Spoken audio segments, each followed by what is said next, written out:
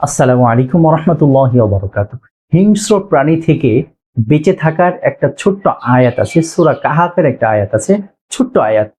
এই আয়াতের ছোট্ট যে অংশটা আপনি যদি তেলাওয়াত করতে পারেন, ইনশাআল্লাহ কুকুরের কামড় থেকে, বিড়ালের আঁচড় থেকে, তারপরে বাঘের যেই আক্রমণ আছে সে আক্রমণ থেকে, বিভিন্ন হিংস্র প্রাণীর আক্রমণ থেকে ইনশাআল্লাহ আপনি মুক্ত থাকতে পারবেন ইনশাআল্লাহ। এই আমলটি খুবই ফজিলতপূর্ণ। বিশেষভাবে আমাদের ছোট বাচ্চা যারা আছে তাদেরকে শিখিয়ে দেওয়ার চেষ্টা করবেন। যদি আপনার 10 দিন সময়ও লাগে, যদি আপনার 5 দিন সময়ও লাগে, বাচ্চাকে জোর করেও শিখাতে হয়, অবশ্যই আপনি শিখিয়ে দেবেন। তাকে আগে বুঝাবেন যে বাবা দেখো, তুমি যদি এই আমলটি শিখতে পারো তাহলে কুকুরের কামড় থেকে বাঁচতে পারবে।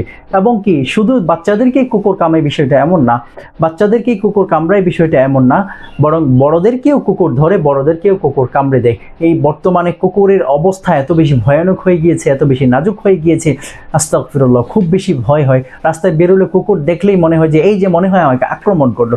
এই আক্রমণ থেকে বাঁচার জন্য সূরা কাহাফের 18 নম্বরের আয়াতের একটা ছোট্ট অংশ, এই অংশ যদি আপনি ইনশাআল্লাহ তিলাওয়াত করতে পারেন তাহলে কুকুরের কামড় থেকে, বিভিন্ন ধরনের পোষা প্রাণী হোক, সেটা বাঘ হোক অথবা অন্য কিছু যাই হোক, হিংস্র প্রাণীর কামড় থেকে, আক্রমণ থেকে ইনশাআল্লাহ আপনি নিরাপদ থাকতে পারবেন। এই আমলটি আপনাকে এখনই শিখিয়ে দিচ্ছি ইনশাআল্লাহ। ছোট্ট আয়াতের ছোট্ট একটা অংশ। সে আয়াতটি হচ্ছে ওয়াকালবুহুম বাসিতুন যিরাআইহি বিল ওয়াসিদ, ওয়াকালবুহুম বাসিতুন যিরাআইহি বিল ওয়াসিদ।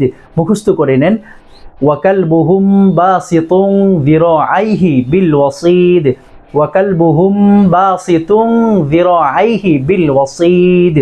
আপনি ঘর থেকে পড়েও বের হতে পারেন, অথবা বের হয়ে তারপর যখন কুকুর দেখবেন অথবা আক্রমণ করে করে অবস্থা, ওই সময় আপনি পড়তে পারেন, সমস্যা নেই। আপনার যখন সুবিধা ইনশাআল্লাহ এই আমলটি করে নেবেন। আল্লাহ রাব্বুল আলামিন এর বরকতে ইনশাআল্লাহ আপনাকে এই আক্রমণ থেকে হেফাজত করবেন। দোয়া করি আল্লাহ রাব্বুল আলামিন আপনাকে সমস্ত ধরনের হিংস্র প্রাণীর আক্রমণ থেকে নিরাপদে রাখুন। আমাদের জন্য দোয়া করবেন, আল্লাহ আমাদেরকেও নিরাপদে রাখুন। আসসালামু আলাইকুম ওয়া রাহমাতুল্লাহি ওয়া বারাকাতুহু।